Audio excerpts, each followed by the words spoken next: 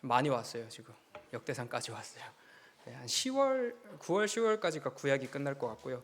그 다음부터 또 신약이 넘어갈 텐데 한 반 정도 왔나요? 그 정도 온 것 같은데 1년 동안 또 같이 또 남은 시간 동안 열심히 또 달려가 보도록 하겠습니다. 지난 이제 열왕기 하였었는데요. 열왕기 하에서 가장 첫 장에 드러난 인물이 엘리사였습니다. 엘리사 이야기는 하나님의 권능을 강조한다 말씀드렸습니다. 이스라엘에게서도 신은 하나님이시다. 그리고 저 이방 나라에서도 신은 하나님밖에 없다. 하나님만이 유일하시며 전능하신 신이다라는 사실을 분명하게 그 시작부터 드러내주고 있습니다. 하나님은 경외의 대상이시죠. 이 경외의 대상이신 하나님을 생각할 때 두 가지 함께 나누어 보았습니다. 언약에 신실하신 하나님이셨죠. 언약에 신실하신 하나님은 이제 엘리사 이야기를 통해서 뿌려진 그 소금, 언약의 소금. 하나님의 언약은 모든 것을 정화시키고 모든 것을 깨끗게 하고 모든 것을 구원한다 라는 하나님의 그 언약의 소금이 뿌려졌다고 한다면, 그 직후에 이제 아이들이 엘리사를 놀려서 곰이 아이들을 찢어 죽이는 장면이 등장하는데요.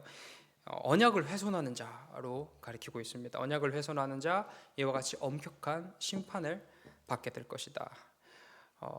이 모든 이야기 속에서 우리를 그토록 사랑하시는 하나님에 대한 우리들의 마땅한 반응은 무엇이냐 함께 나누어 보았을 때, 그 안전한 사랑 안에서, 그 너그럽고 인자하신 하나님의 그 크신 사랑 안에서 더욱 하나님을 바라보는 게 우리들의 바른 자세다.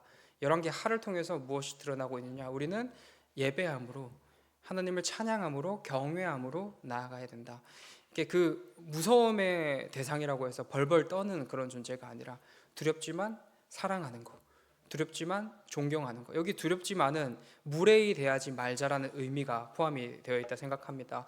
우리가 뭐 친구 같은 부모님, 친구 같은 어른이라고 했을 때 많은 경우 무례히 행하는 아이들 또는 모습들이 드러나기도 해요. 근데 그걸 지양하기 위해서 우리가 두려움이라는 단어, 하나님께서 그렇게 말씀하셨으리라 생각이 됩니다. 마냥 편한 존재지만 마냥 편할 수 없는 우리 하나님을 생각하면서 그렇게 경외함으로 우리가 하나님 앞에 나아가는 그 모습이 바로 우리 그리스도인의 바른 모습이지 않을까, 그것을 열왕기 하가 우리에게 말하고 있지 않을까 함께 나누어 보았습니다. 분열왕국 이야기도 함께 있었습니다. 두 나라가 차이를 보이죠. 북이스라엘과 남유다가 차이를 보였는데, 다른 언약이 아니라 특별히 다윗 언약을 초점을 맞췄을 때, 다윗 언약이 있는 나라, 다윗 언약이 없는 나라라고 했을 때, 있는 남유다는 그래도 그 폐역한 가운데서도 왕조가 유지가 됐습니다. 하나님께서 신실하게, 하나님께서 약속을 지켜주신 거예요. 인간은 실패하나 나는 너희를 향한 약속을 지키겠다라는 것을 분명하게 보여주신 사건이죠. 그러나 그 약속이 없던 북이스라엘, 이리 치이고 저리 치이고, 이리 무너지고 저리 무너지고, 그렇게 흔들리는 인생을 살아가다가 멸망하게 됩니다. 이 모든 것이 이제 열왕기 상과 열왕기 하에 울려 퍼진 하나님의 이야기라 생각됩니다. 오늘 역대상입니다. 역대상은 포로들에게 울려 퍼진 희망의 이야기라는 제목을 한번 붙여 보았는데요. 왜냐하면 이 역대기가 쓰여졌던 시대가, 언제 그 역대기가 쓰여졌냐라고 했을 때는 바벨론 포로기, 특별히 바벨론 포로기에서 귀환하던 그 시기에 역대기가 쓰여졌다라고 보고 있습니다. 잡혀갔던 포로들이 다시 고향으로 돌아왔어요. 이 고향으로 돌아와서 성벽도 짓고 성전도 짓고, 이렇게 다시 뭔가 시작될 것 같은 분위기가 흘러나오고 있는 거예요. 희망이 보이죠. 이제 회복이 시작되려나? 그 전에 하나님께서 있었던 그 언약이 이제 지금 성취가 되려나? 라는 희망의 씨앗이 보이는 와중에도 이 예언이, 그 과거부터 있었던 언약이 성취되지 않아 보입니다. 현실이 바뀌지 않는 거예요. 여전히 우리를 압제하는 나라는 굳건하게 서 있고, 우리는 여전히 노예 또는 포로가 아닐 뿐이지 여전히 그들의 통치를 받고 있는 존재로서 자리 잡고 있었던 거죠. 그때에 하나님께서 역대기 저자를 통하여 하나님께서 무엇이라 말씀하시냐면, 여전히 너희는 언약 백성이다. 여전히 너희는 나의 백성들이다. 나의 언약은 반드시 이루어진다 라는 이 하나님의 귀하고도 중요한 메시지를 심어주시기 위해서 이 이 이야기를 통해서 그렇게 다시 백성들이 여호와를 의지하고 다시 하나님의 언약을 기다리며, 그렇게 하나님께서는 언약이 신실하신 하나님, 반드시 하나님께서 말씀하신 바 이루시는 하나님이라는 것을 소망하기 위하여, 그 마음을 먹도록 하기 위하여 역대기를 하나님께서 쓰셨습니다. 거기에 삽입되어 있는 또 다른 이야기가 뭐냐면은, 특별히 역대상 부분에는 이제 족보 이야기가 먼저 나오고요. 그다음에 다윗과 솔로몬의 이야기가 나옵니다.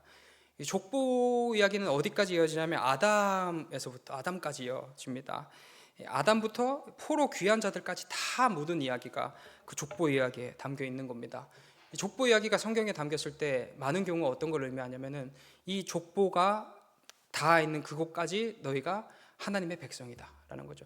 특별하게 아담까지 닿아 있잖아요. 지금 바벨론 포로 귀환한 자들이 어디까지 닿아 있냐면 아담까지 닿아 있다는 거예요. 하나님께서 직접, 하나님께서 창조하신 그 아담으로부터 시작된 그 맥이 이 포로 귀환하는 너희들까지 이어지고 있다. 너희는 하나님의 백성이다라는 것을 분명하게 밝히고 있는 이야기가 족보 이야기라 생각이 됩니다. 비록 현실은 비참하고, 비록 현실은 무너지는 것 같아 보이지만 그렇지 않다. 너희는 내 백성이다. 너희는 나의 자녀들이다 라는 것을 족보 이야기를 통해서 분명하게 밝혀주고 있는 것입니다. 그리고 곧 이어서 다윗 이야기, 솔로몬 이야기가 나옵니다. 이 다윗과 솔로몬 이야기 함께 나눌 때 말씀드렸던 내용이 가장 이 전무후무한 흥왕의 시대를 살았다라고 말씀드렸습니다. 다윗이 일궈놓은 그 모든 것을 솔로몬이 꽃을 피웠죠. 솔로몬 시절 그 누구도 건드릴 수 없는 가장 부강한 왕국의 그 정점을 찍었던 시대가 바로 다윗과 솔로몬의 시대라고 볼 수 있습니다. 그때의 영광이 다시 회복될 것이다. 이를 향한 하나님의 언약은 반드시 이루어질 것이다. 너네 이토록 영광스러운 순간 기억하고 있지 않느냐? 그거 내가 펼친 거다. 그러니 너희들 삶 속에도 반드시 동일한 영광이 펼쳐질 것이다. 그 화려했고 그 웅장했고 그 힘찼던 그 영광이 내가 너희들 삶 가운데 반드시 이루어지게 할 것이다라는 그 희망찬 선포가 역대상에 담겨 있는 이 이야기들이라 생각이 됩니다. 그러면서 강조하고 있는 게 뭐냐면 성전을 강조하고 있어요. 그렇기 때문에 너희는 어떻게 살아가야 되냐? 예배 중심으로 살아가야 된다. 이 모든 것을 내가 이룰 것이기 때문에 너희는 내 중심적으로, 하나님 중심적으로, 예배 중심으로 그 인생을 살아가야 된다. 이 무너졌던 것을 회복시키는 것은 나의 역할이다. 이 하나님의 역할이다라는 것을 말씀해 주시는 거죠. 그리고 그 현실 속에서, 현실은 그렇지 않죠. 아직은 하나님의 언약이 이루어지지 않았으니까 그 현실 앞에서 우리의 할 일이 뭐냐면은, 현실을 비판할 수도 있겠습니다. 그리고 무너진 현실 앞에 가슴을 칠 수도 있겠습니다. 그러나 끝내 딛고 일어나 우리가 바라봐야 될 곳은 어디냐면, 하나님을 예배하는 곳을 바라봐야 된다. 성전을 바라봐야 된다라고 이야기하고 있습니다. 이것이 특별히 역대상에서 이야기하고 있는 내용이라 생각이 됩니다. 정보는 그냥 읽고 넘어가시면 될 것 같고요. 복음과의 연결성 부분입니다. 역대기가 외치고 있는 것은요, 언약에 신실하신 하나님을 계속해서 외치고 있습니다. 사실 구약은 이제 언약과 뗄래야 뗄 수 없는 이제 관계에 놓여 있는데, 특별하게도 이 믿음이 연약해진 상태, 현실 앞에서 그 부정하고 불편하며 무너진 이 현실 속에서 이들을 가장 살리기 위하여 가장 어떠한 효과적인 하나님의 메시지가 무엇이냐 했을 때 언약이라는 거죠. 내가 너희를 위하여 여전히 일하고 있다. 나의 언약은 반드시 이루어질 것이다. 하나님의 언약이 울려 퍼지고 있는 겁니다. 그 가운데 우리의 반응, 하나님을 신뢰함으로 기다리는 것. 그 완성이 어디를 향하고 있냐면 바로 새 언약을 향하고 있습니다. 새 언약, 우리 모두가 잘 아시는 대로 그리스도 예수를 믿는 믿음으로 우리 모두가 구원을 받을 수 있는 그 언약이 바로 새 언약입니다. 우리가 현재 가지고 있는 그 새 언약을 역대기가 비추고 있는 것이죠. 역대기의 메시지는 최종적으로 어디를 비추고 있냐면은 완성될 하나님의 나라까지도, 그리고 좀 짧게는 새 언약을 비추고 있는 거예요. 그렇기 때문에 그 새 언약에 담겨 있는 복음의 메시지가 동일하게 역대기에서도 이어지고 있다라고 우리는 볼 수 있습니다. 이야기는 다음 키워드에서 함께 또 자세하게 나누어 보도록 하겠습니다. 역대기가 특별히 역대상에서 강조하고 있는 것은 완성될 하나님의 나라라고 생각이 됩니다. 역대기가 강조하고 있는 것은 하나님의 언약이죠. 계속해서 하나님의 언약에 대해서 강조하고 있는데 비록 당시의 상황으로 저희가 들어가 보면 지금의 현실이 밝아 보이진 않습니다. 포로로 귀환을 했고 또 성벽도 짓고 성전도 짓고 있는데 삶이 그리 나아지지 않아요. 과거의 그 영광을, 다윗과 솔로몬의 영광이 눈앞에 펼쳐지지 않고 있는 현실입니다. 그리 밝지 않아도 하나님의 언약은 반드시 이루어진다. 언약이 무너져서 하나님의 언약이 하나님께서 실패하셔서 현실이 이런 게 아니라 이 모든 것들, 지금 이렇게 비참해 보이는 이 현실도 하나님의 뜻 안에 있고 끝내 하나님은 하나님의 신실하심 속에서 하나님의 언약을 지켜주실 것이다, 이루어 주실 것이다 라는 게 역대상의 외침이라고 한다면 우리에게는 어쩌면 그 새 언약이라는 게 이미 주어졌습니다. 우리는 이미 완성된 언약을 마주하고 있는 거예요. 역대기에서 외쳤던 그 새 언약이 우리는 지금 그리스도 예수라는 그 현실을 우리는 살아가고 있는 거죠. 그 믿음 속에서 살아가고 있습니다. 그렇다고 해서 우리에게 역대기가 의미가 없느냐? 아닙니다. 우리에게 동일한 메시지가 전해지고 있습니다. 우리는 그리스도 예수의 승리와 함께, 조금은 신학적인 표현이긴 한데요, 이미와 아직 아닌이라는 시대를 살아가고 있습니다. 이미 예수님께서 이루신 승리, 확증된 승리를 보장받은 인생을 살아가지만 아직 하나님의 나라가 이 땅 가운데 도래하지는 않았습니다. 아직 종말의 때가 오지 않는 이 중간의 시기를 살아가고 있는 거예요. 이게 이미와 아직 사이의 시기라고 표현을 하는데요, 어쩌면 우리도 이 역대기, 역대상의 사람들과 같은 시대를 살아가고 있는 것 같습니다. 우리들의 시대 어떠한가요? 하나님의 영광으로 가득해 보이시나요? 그렇지 않아 보입니다. 이미 승리된, 우리 구원받은 그 하나님 나라의 백성으로 그 인생을 살아가지만 우리가 살아가는 이 세상이 하나님의 선하심과 영광으로 충만하여서 가는 곳곳마다 하나님의 사랑이 마음껏 누려지고 그런 세상이 아니라 생각이 됩니다. 우리도 당시 이스라엘 백성들처럼 포로기를 걷고 있거나 어떠한 주권과 자유를 잃어버린 비참한 처지와 같은 하루하루를 살아가고 있는 것 같아요. 그 정서가 비슷한 것 같습니다. 우리들의 현실 어떻습니까? 저희는 구원받은 하나님 나라의 백성들이죠. 우리에게는 진짜 귀한 영광이 확보가 되어 있습니다. 이 그리스도인의 인생 참으로 명예롭고 영광스러운 하나님 나라의 백성된 인생이라는 것이죠. 그런데요, 그거 잘 알죠. 저희가 알겠는데 참 명예스러운데 어느 날은 우리가 그 명예로운 그리스도인의 가방을, 짐을 지고 가는 그 하루하루가 명예가 아니라 때때로는 멍해로 느껴질 때도 있으리라 생각됩니다.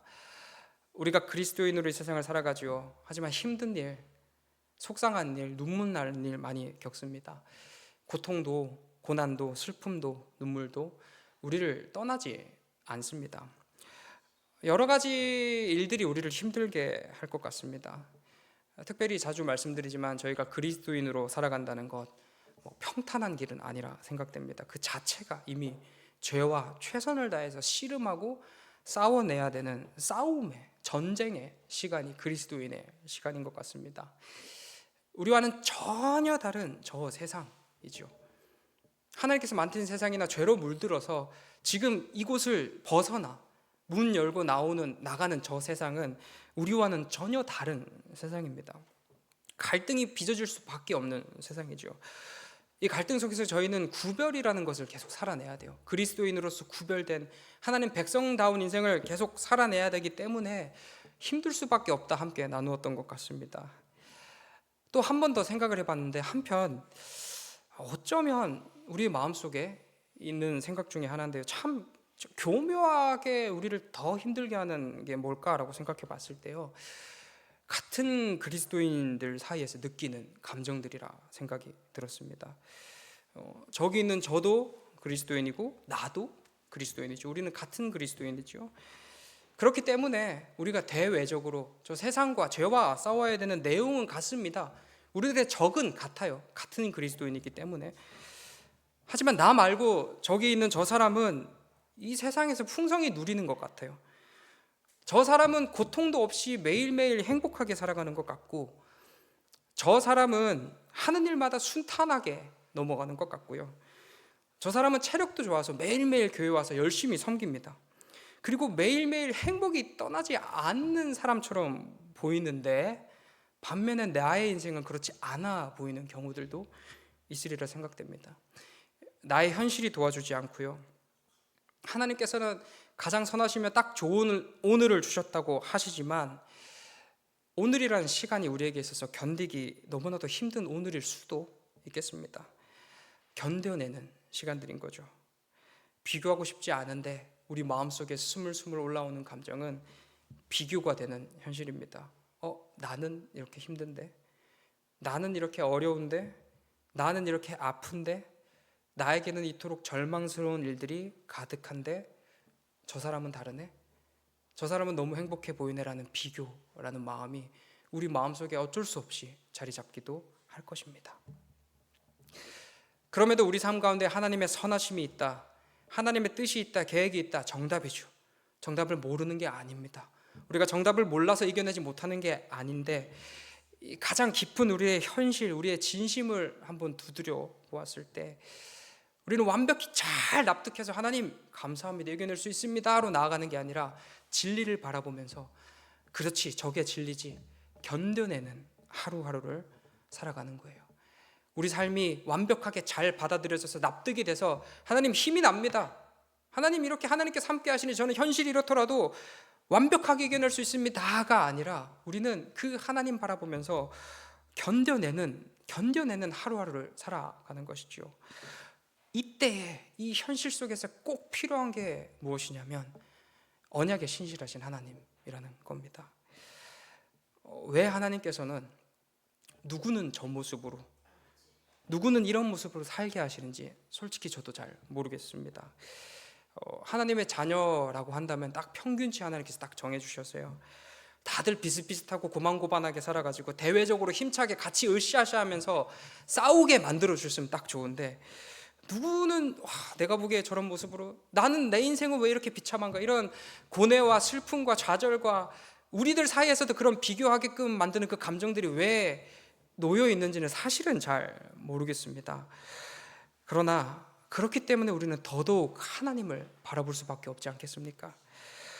비록 현실은 내가 느끼기에 고통이며 고난이며 아픔이며 눈물이지만 우리 안에는 여전히 하나님의 빛이 빛나고 있습니다. 하나님께서 말씀하시죠. 네 삶 결코 초라한 삶이 아니다. 네가 놓여 있는 그 삶 참 영광스러운 삶이다. 밝게 빛나고 있는 가장 화려한 인생이다. 그리고 끝내 우리가 이 땅에서는 격하게 그 기쁨, 그 만족, 그 모든 것을 누리지 못한다고 할지라도 우리에게 있는 희망, 반드시 하나님의 나라가 이루어진다라는 희망입니다. 그 나라에서는요, 고통도 없습니다. 아픔도 없습니다. 슬픔도 없습니다. 눈물도 없습니다. 진짜 우리가 바라고 소망하고 고대했던 그 모든 것이 완벽하게 완전히 누려지는 그 나라가 반드시 이루어진다라는 것입니다. 이 진리가, 이 언약이 우리를 살게 할 희망입니다. 비록 우리들의 오늘이 변하지 않을 수도 있습니다. 여전히 우리는 어렵고 힘든 하루하루를 살아갈 수 있고요. 우리들의 연약한 마음 때문에 자꾸 남과 옆에 있는 그리스도인들과 비교하게 되며 그것 때문에 넘어지기도 할 것입니다. 참 속상한 하루하루를 우리가 보내기도 하겠죠. 그렇지만 우리에겐 하나님이 계시죠.